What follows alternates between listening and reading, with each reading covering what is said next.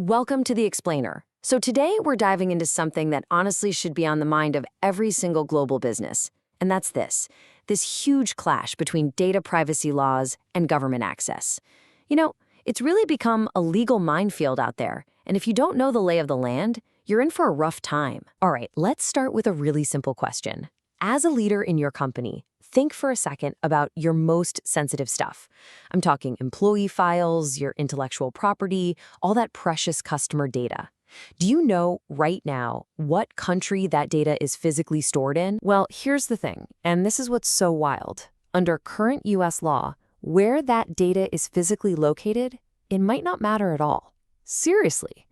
And that one simple fact, well, it kicks off this huge, messy problem for any company that operates internationally. So, to really get why this is such a big deal, we need to zoom in on what we're calling the new digital battlefield. And let me be clear, this is not just some problem for the IT department to figure out. No way. This is a core business risk that absolutely needs to be on the executive team's radar. Okay, so one of the first things we've got to get straight is the difference between two key ideas: data residency and data sovereignty. Think of it like this. Residency is just the where, the physical address of your data.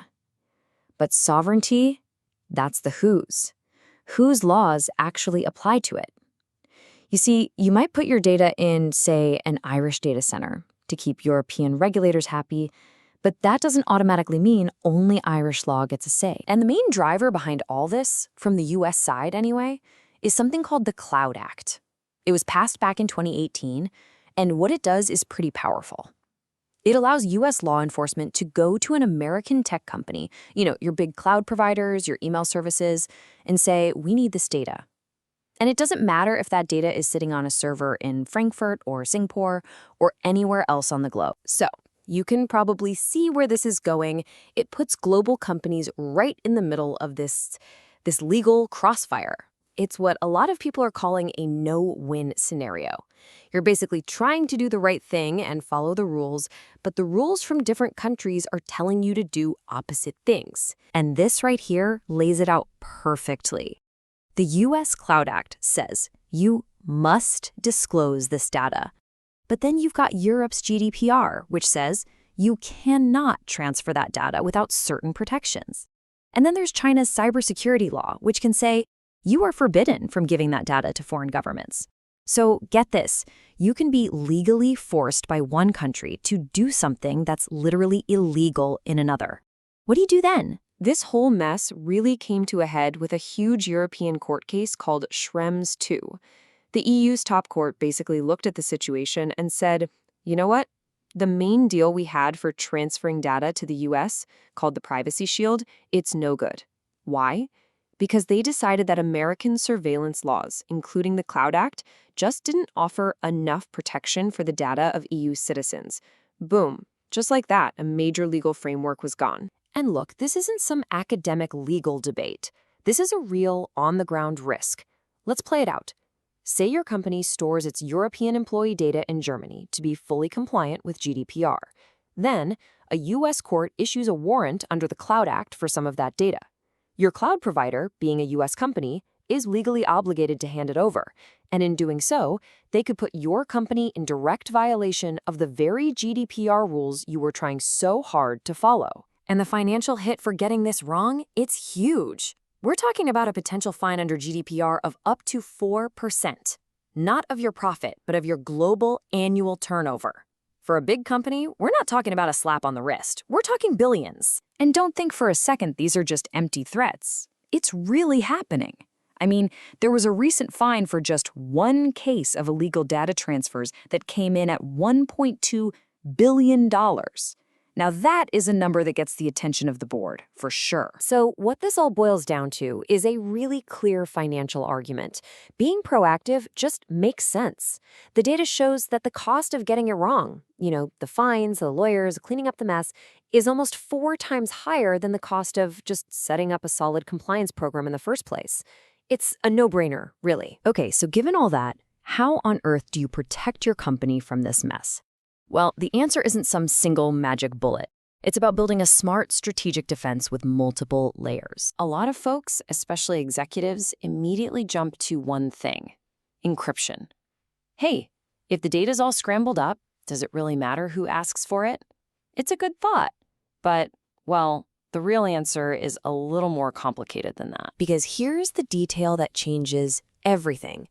It all comes down to who holds the keys to decrypt that data. Think about it. If your cloud provider has the key, then they can be legally forced to unlock your data and hand it over. But if your organization is the only one with the key, the cloud provider literally can't comply with the order. The request then has to come to you, which gives you a fighting chance to challenge it in court. And this chart shows something really interesting. There's a huge gap here between what companies think they're doing and what they're actually doing. Almost everyone, 94%, uses some kind of basic encryption. But when you look at who's using the more advanced methods, like bring your own key, the stuff that actually gives you control, it drops to less than 40%. That tells you there's a big difference between just checking the box on encryption and truly controlling your data's destiny. So, a real effective defense strategy isn't just about the tech. It has to be built on 3 core pillars. First, you need constant legal awareness. You got to know what the laws are and how they're changing. Second, you need encryption mastery, and that means controlling your own keys for your most sensitive data. And third, you need solid operational discipline, having clear policies, governance, and a plan for what to do when that request comes in. All right, so that brings us to the most critical part of our explainer today. The so what. What should you and your leadership team be doing about this, right now? It's really time to shift gears from just knowing about the problem to actually doing something about it. A great place to start is to take these questions into your very next board meeting. Seriously. Where's our most sensitive data? Who can get to it and how? Which laws are clashing over it? Do we even know who we have to notify if there's a request? And who specifically owns this risk? If you can't get quick, clear answers to all of these, that's a huge red flag. This isn't just a checklist, it's a test of how much control you really have. And to help you get moving, here's a simple, actionable 90-day plan. For the first 30 days, just focus on auditing and assessing. Map out your data, figure out where the real high-risk stuff is. In the next 30 days, dig into your contracts and policies. See what your cloud providers have committed to. And then in that final month, you start to implement. You set your key management policy, you put the tech in place, and you train your teams. That's how you start building real, tangible resilience. Look, at the end of the day, the fundamental nature of data has changed. It's borderless. It flows around the world like water. And so the final question I want to leave you with, the one every single leader needs to ask themselves, is this. Is your strategy for defending that data just as borderless? Is it ready for the world we live in today?